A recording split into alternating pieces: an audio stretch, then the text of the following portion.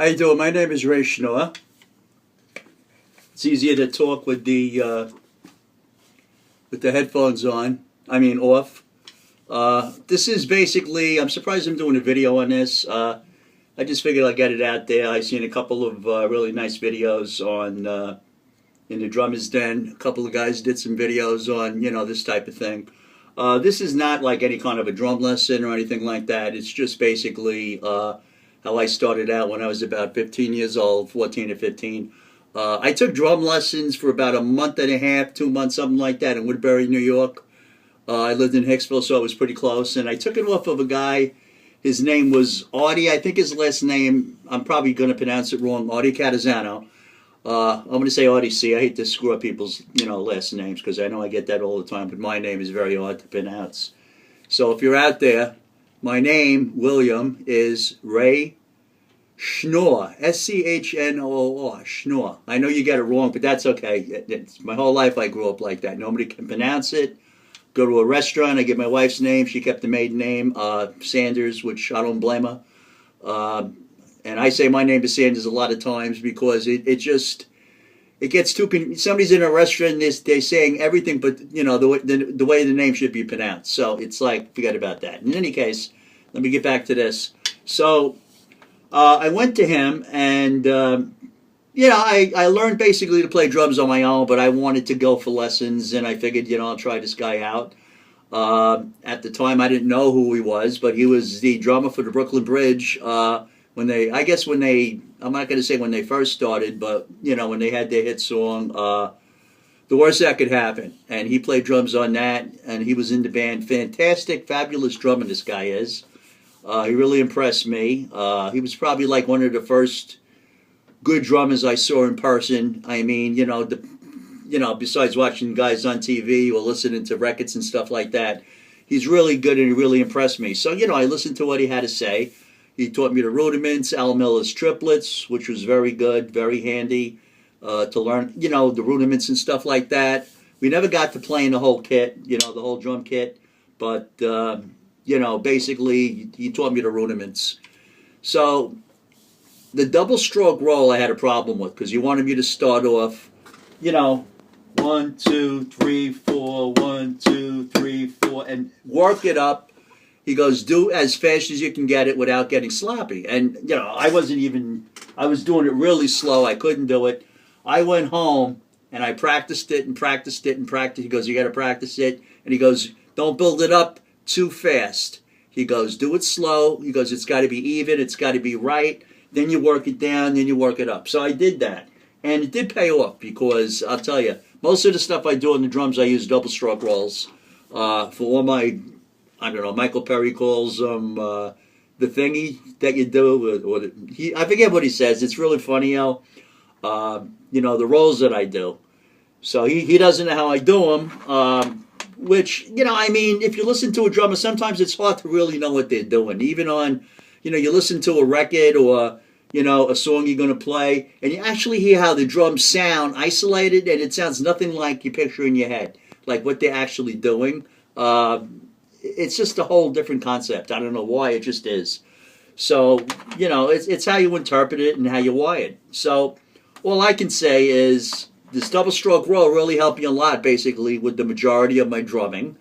And I'm going to say I think it's one of the main rudiments because once you learn the double stroke roll, you go on to the paradiddles and all the other stuff, I know most of them. I did practice when I was young. I don't really practice them anymore because once you learn them, you want to play. And the whole thing is learning it the right way. So I'm going to fool around here a little bit. I haven't done this in a while. As far as like rudiments and stuff. But it starts off like this.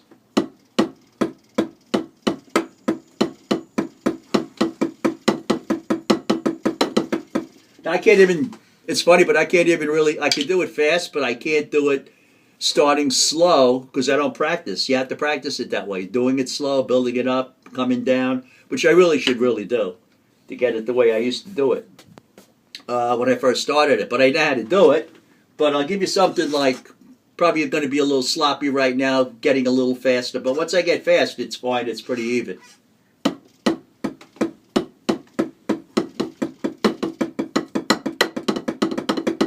See, I can't.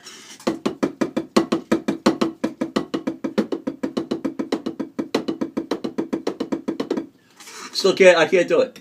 But I can do this. Watch.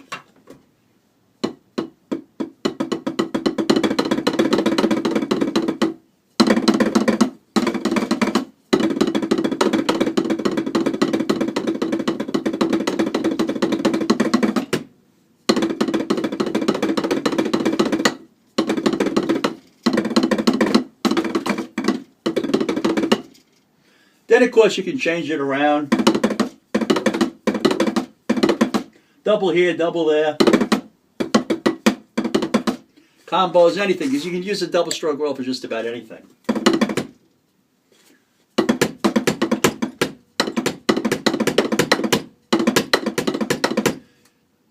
Like a triplet roll.